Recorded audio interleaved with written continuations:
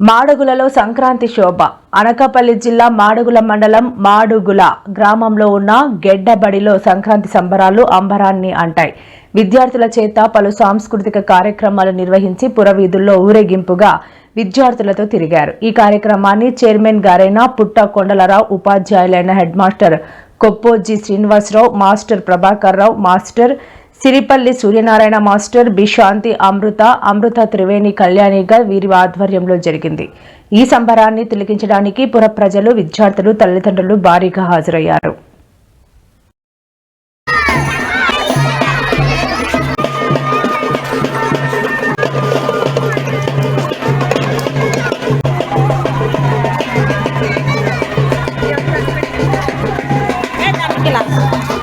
జరిగింది చెప్తా, జరగబోయేది చెప్తా.